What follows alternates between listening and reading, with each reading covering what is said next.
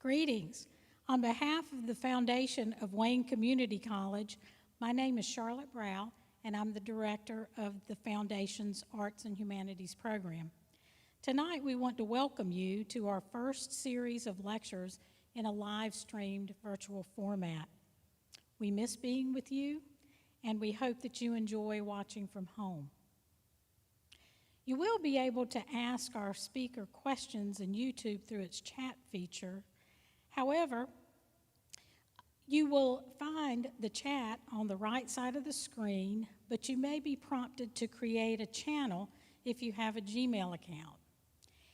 If you don't have a Gmail account, you may have to create an account, and it might just take a few minutes. But please do, and if not, you can enjoy the program without it.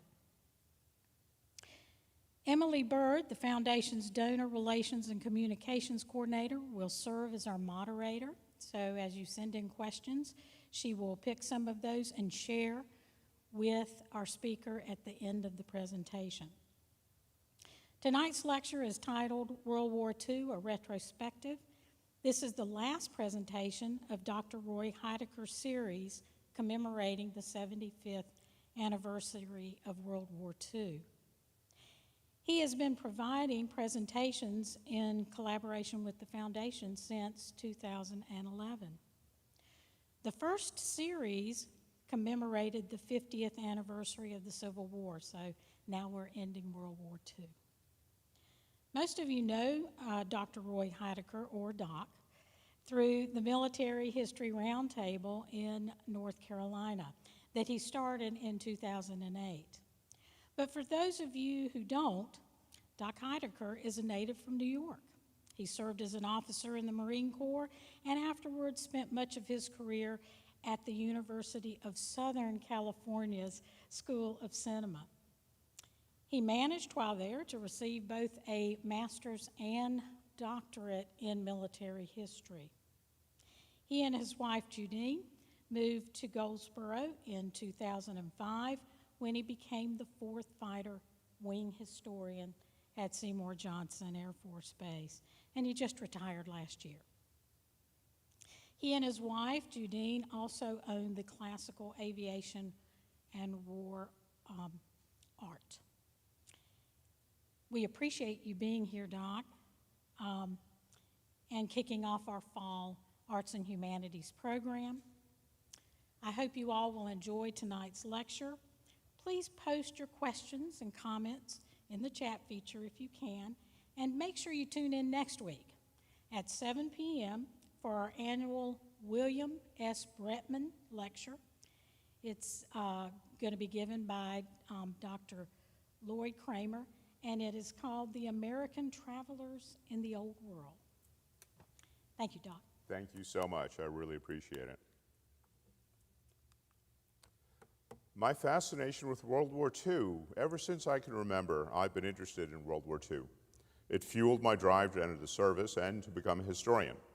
My interest in the Civil War, which I wrote my dissertation about, didn't occur until I was in graduate school. In this lecture, I will be sharing some of what I have learned over the years.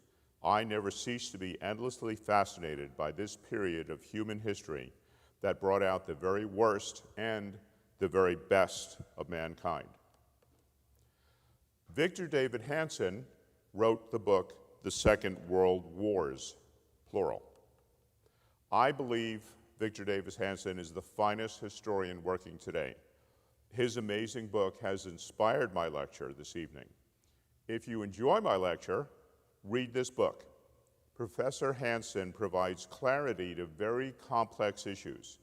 I pride myself on my knowledge of World War II, and this book taught me more about World War II than any book I have ever read. Great stuff, great revelations. What was the origin of World War II? Well, a lot of historians, scholars refer to World War II as World War I, Part 2. There are 3 starting points for World War II. The first was the period leading up to World War I, August 1914, when alliances surrounded Germany and England decided to destroy Germany as a naval and a European power. The second was towards the end of the war, Wilson's 14 points and the Treaty of Versailles. Germany agreed to a fair armistice and then was crushed at the peace table by vengeful allies. The third origin of World War II was diplomacy leading to war, 1933 to 1939. End of World War I and Versailles. When Germany laid down her arms in 1918, the Royal Navy continued to blockade. Hundreds of thousands of German civilians starved to death due to the blockade.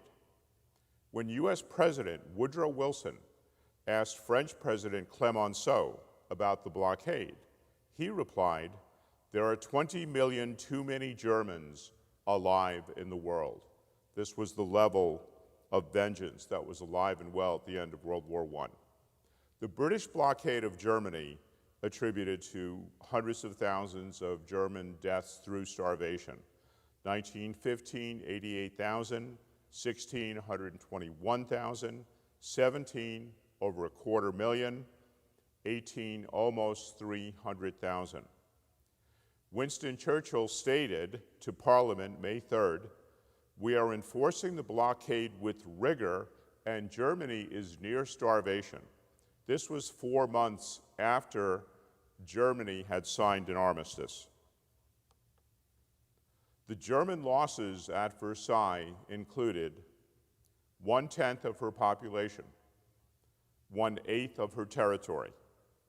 Her entire overseas empire, which had been the third largest on earth, was 100% confiscated. The entire German Navy was confiscated by England. Germany's rivers were internationalized. Germany was forced to open her home markets to Allied imports, but denied equal access to Allied markets.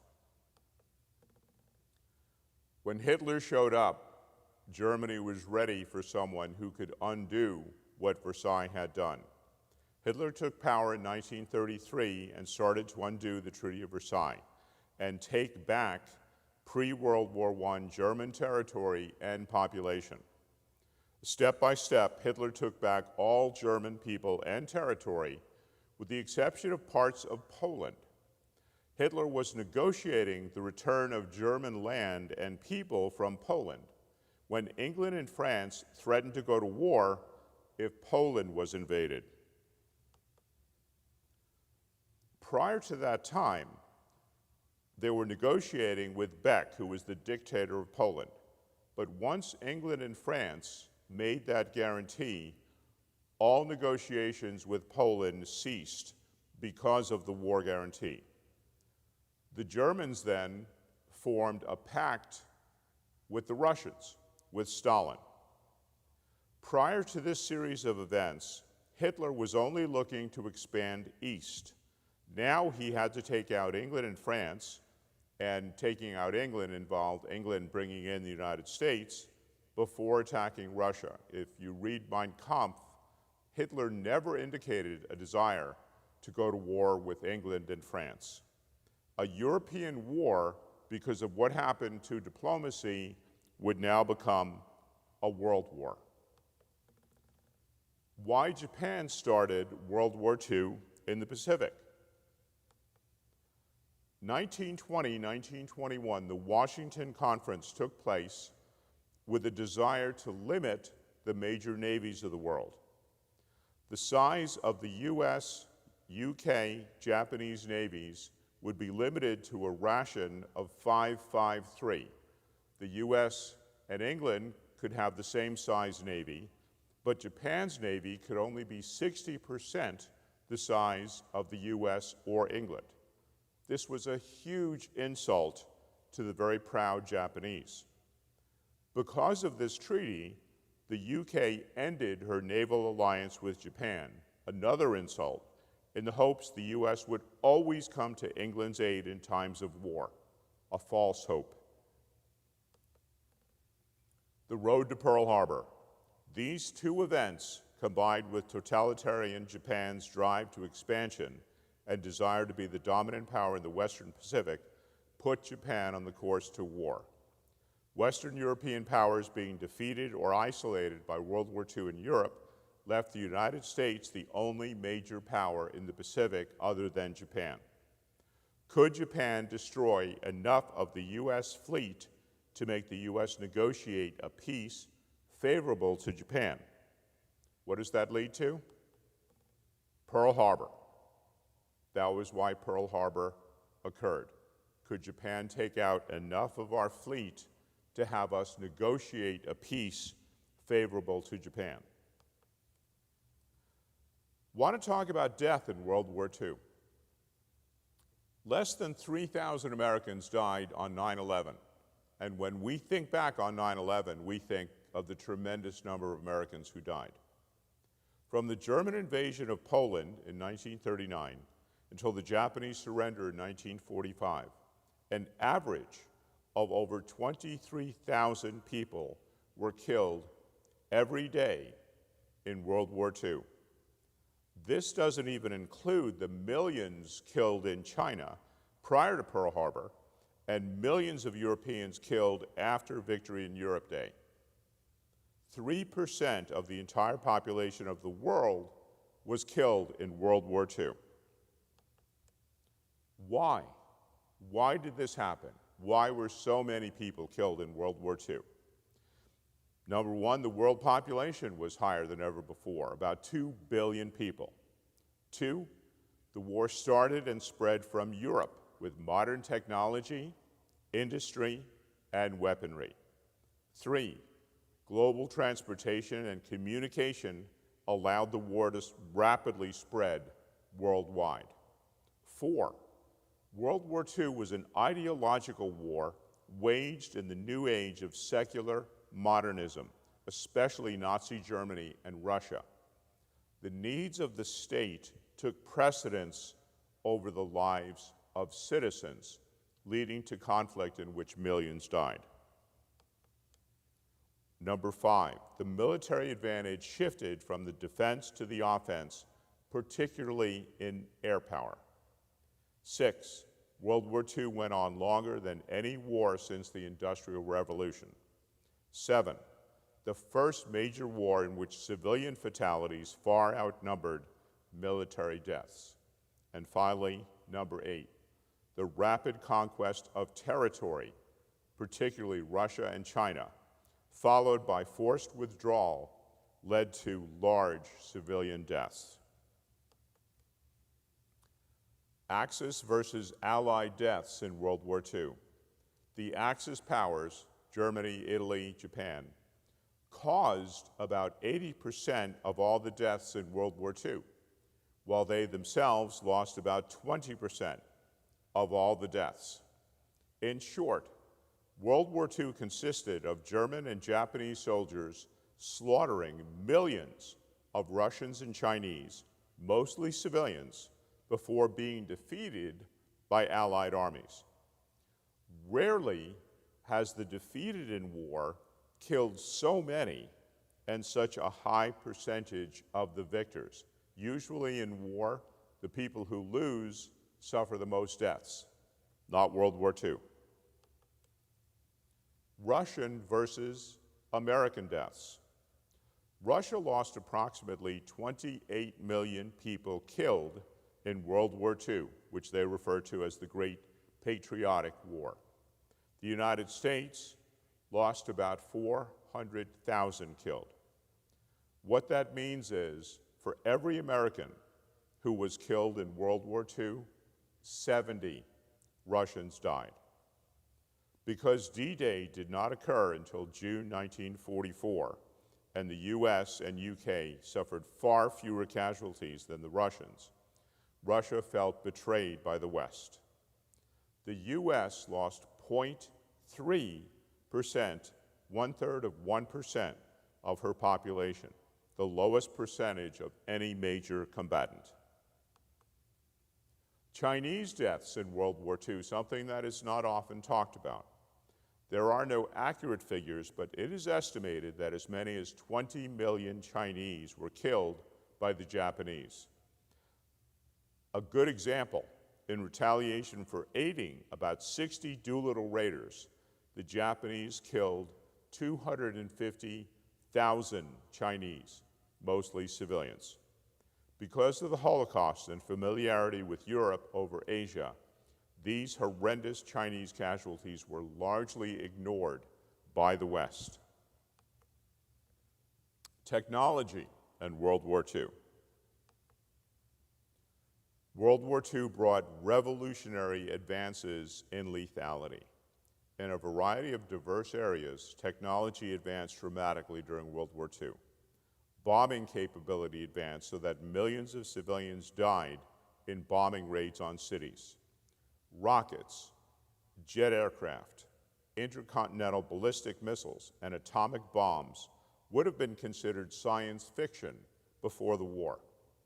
Even the Holocaust was technologically assisted by a better form of poison gas. This is an example of a bomber in 1939, the British Blenheim bomber. Pretty simple. By the end of the war, the massive B-29 Superfortress. During the war, the first operational jet fighter was developed, the German Messerschmitt Me-262 jet fighter. The V-1 rocket, V standing for Vengeance. This was the first Vengeance weapons that the Germans developed. It was essentially a flying bomb that they would aim towards London and let them fly. This was overshadowed by the V-2 rocket. If you look on the bottom right-hand side, those are people, just to show you how large this rocket is. This rocket was an intercontinental ballistic missile. The person who designed the rocket went on to work for NASA because he was the best rocket guy in the world. And of course, our contribution to the war, technologically, the atomic bomb. We refer to the United States during World War II as the arsenal of democracy. This is one of the plants building B-29 superfortresses. You can see how amazing that was. This is a United States factory building tanks. Essentially all of our vehicle production switched over to military jeeps, trucks, and tanks. Aircraft carrier production. Carriers, US versus Japan. In World War II, aircraft carriers were critical to success in the Pacific. Japan's initial success was largely based on her use of trained and effective carrier forces. From the beginning to the end of the war, Japan had 16 aircraft carriers. During the war, the United States put to sea 112 fleet and escort, or jeep, carriers. After the early sea battles, Japan was overwhelmed by the quality and quantity of American carriers. Liberty ships literally helped win the war for the United States. Kaiser Shipbuilding built the Liberty ships. Liberty ships were a class of cargo ship built in the US during World War II. The design was simple and allowed for low-cost construction. These ships transported cargo and troops all over the world. Almost 3,000 of these ships were built, many by Kaiser Shipbuilding. Just to show they could, Kaiser built one of these ships in only 8 days. That is beyond comprehension.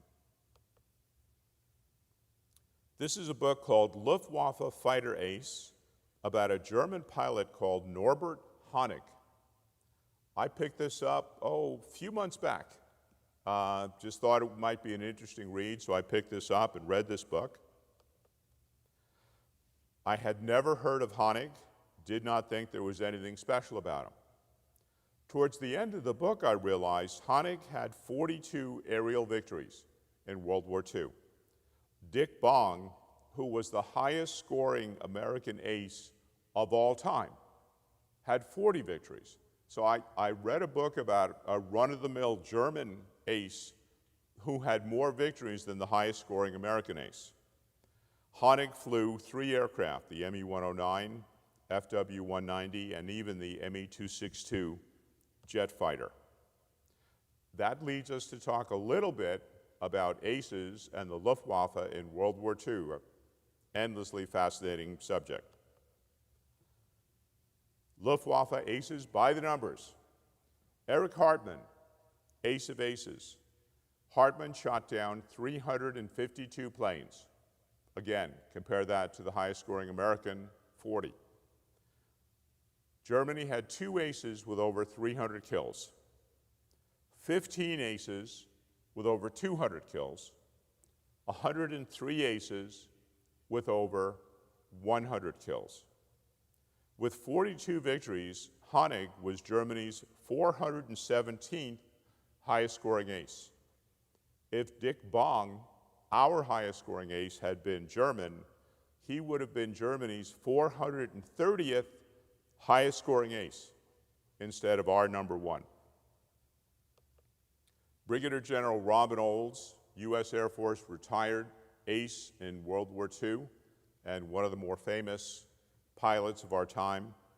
Direct quote, "Even though they were my enemies, the German pilots, I can still call them my brothers. I hold no ill will against the Germans I fought, just the opposite. I admired their skill and feared their effectiveness.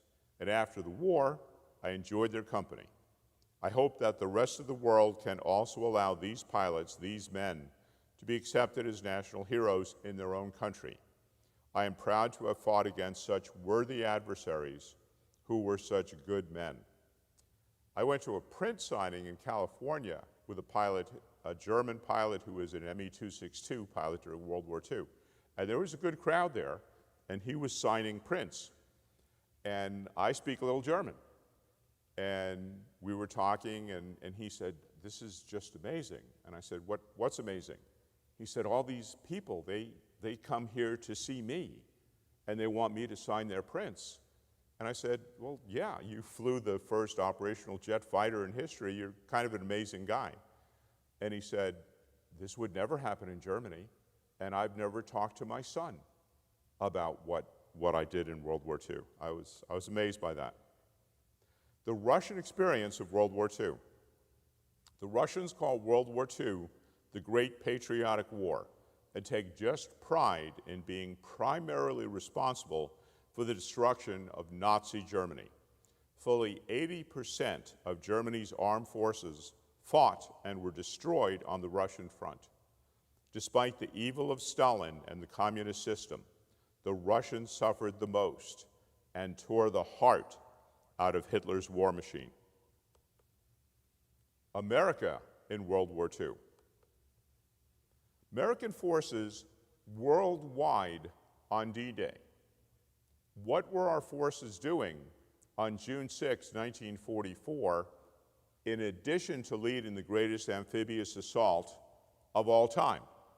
Well, while D-Day was taking place, elsewhere in the world, over 150 B-17s and P-51s attacked the oil fields at Galati, Romania. Over 500 B-17s attacked the Ploesti oil fields. The 12th Air Force attacked positions in Italy. Allied ground troops in Italy were preparing to assault the Gothic Line in northern Italy. The U.S. Pacific Fleet was preparing to invade the Mariana Islands in an operation almost as big as D-Day in Normandy. The B-29s were preparing bombing raids from China. B-25s were attacking Taiyang, Xiang, China. B-25s were attacking Japanese troops in India. The sub USS Harder sank a Japanese destroyer. The sub USS Pintado sank a Japanese cargo ship. B-24 bombers bombed Ponape Island in Micronesia.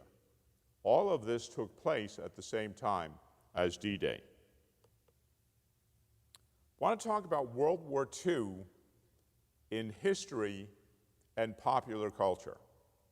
In addition to my studies, my military service, and my time as the historian of the 4th Fighter Wing, a lot of my beliefs and knowledge about World War II come from popular culture. These had a tremendous impact on me, especially when I was growing up. Here are some of my thoughts about these different aspects of popular culture.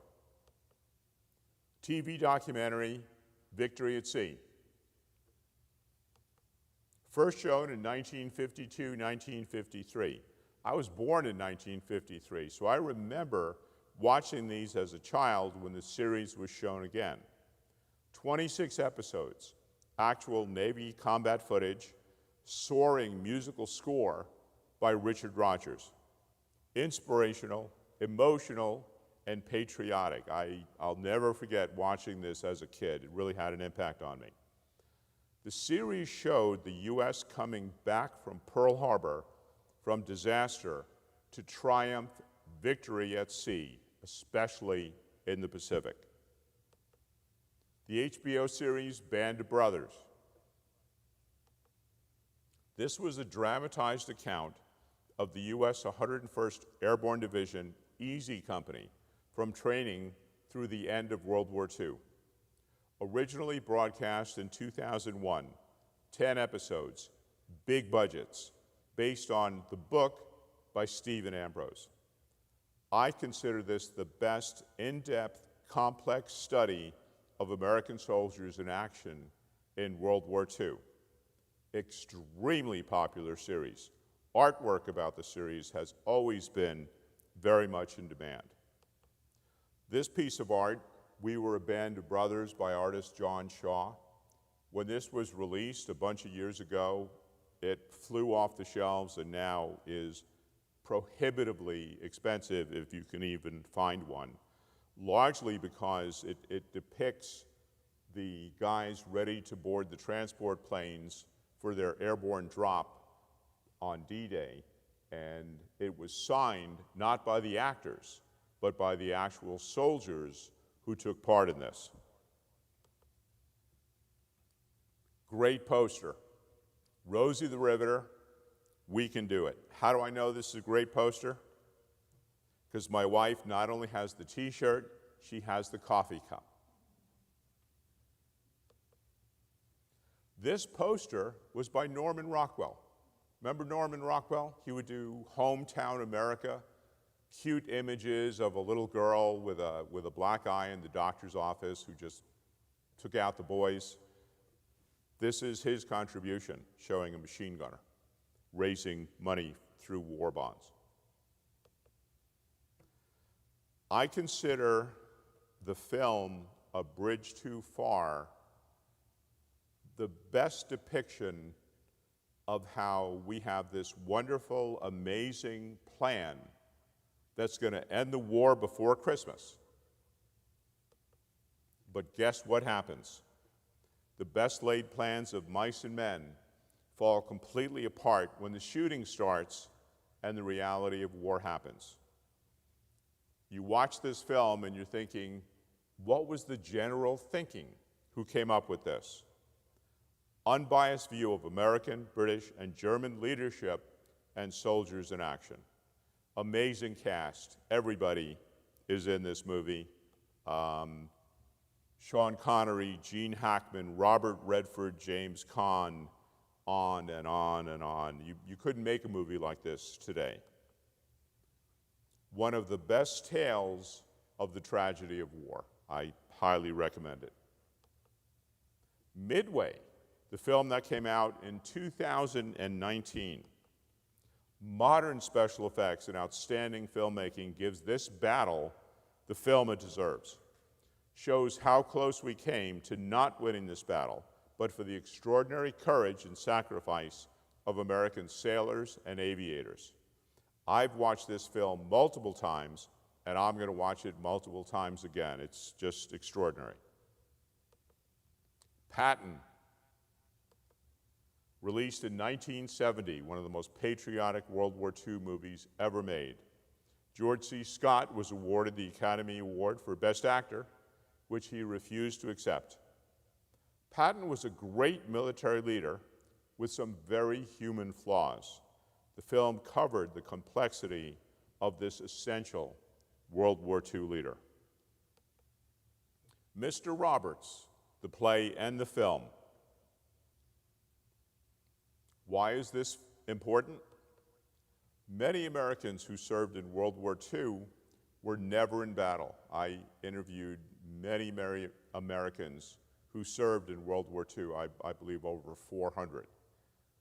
The saddest people were people who enlisted or got drafted, and for whatever reason, they never saw combat. They felt they hadn't done their share.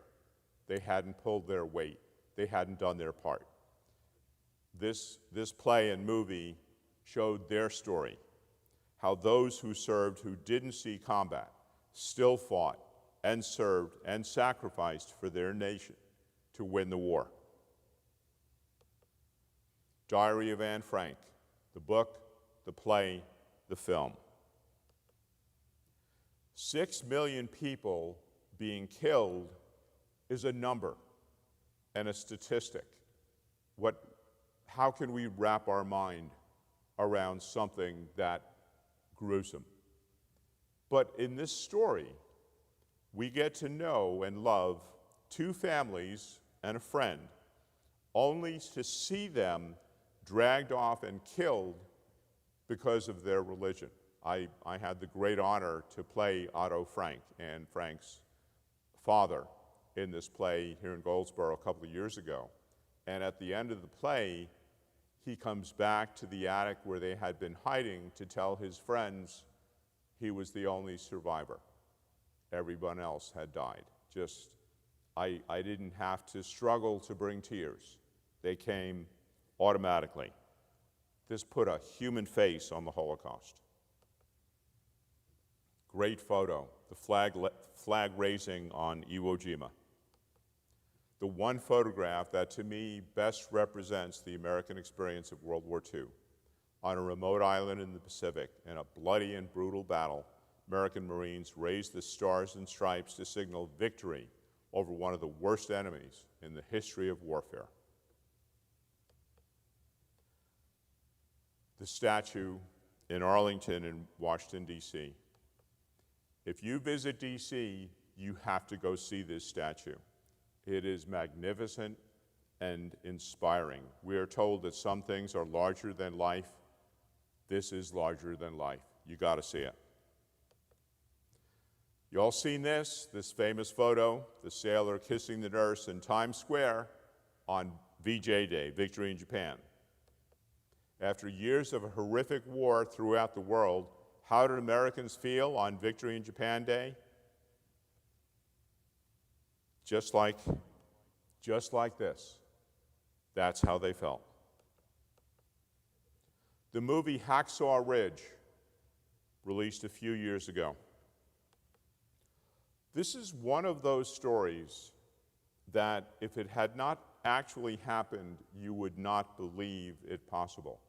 Desmond Doss, a conscientious objector who was ridiculed and beaten for his beliefs, single-handedly saved 75 soldiers, some say 100 soldiers, in a horrible battle, and was awarded the Medal of Honor.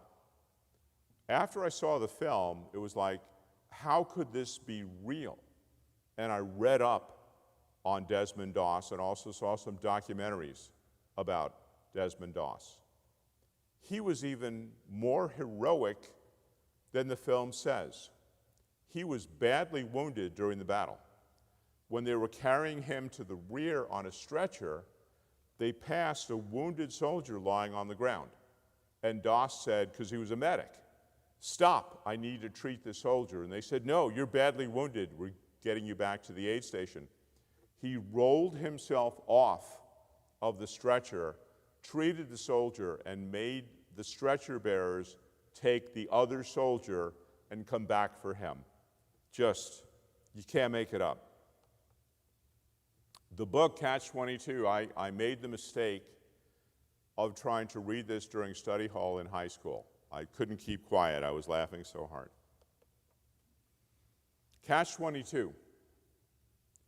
If you are insane, you will be sent home from serving in combat. If you are serving in combat and asked to be sent home because you are insane, by definition, you cannot be insane because any sane person would ask to be sent home from combat because serving in combat is insane. Got it? Catch 22. Read it before going to war. Do we have a stool available? Does anybody know? If we do, I would love to get it. I have a problem with one of my legs when I'm standing too long. Sorry about that. The Tuskegee Airmen in World War II. 2007, I deployed to Joint Base Balad, Iraq, during the height of the surge. We called the base Mortaritaville. Thank you so much. You're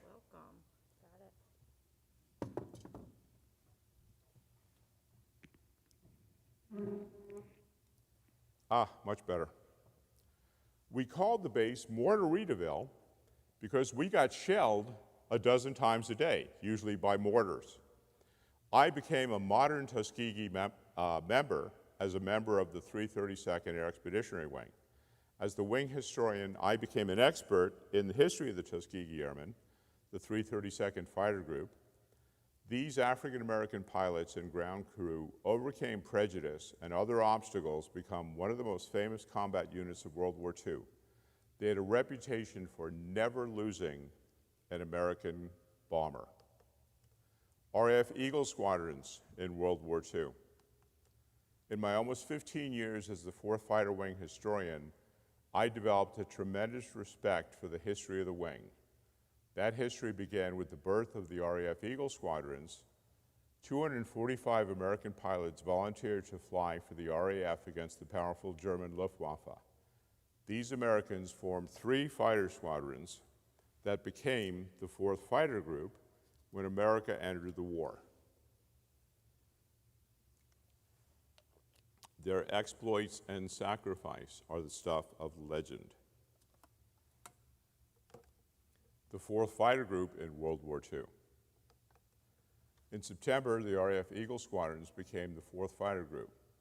I interviewed dozens of these brave pilots to add to the over 400 veterans I have had the privilege to interview over the years.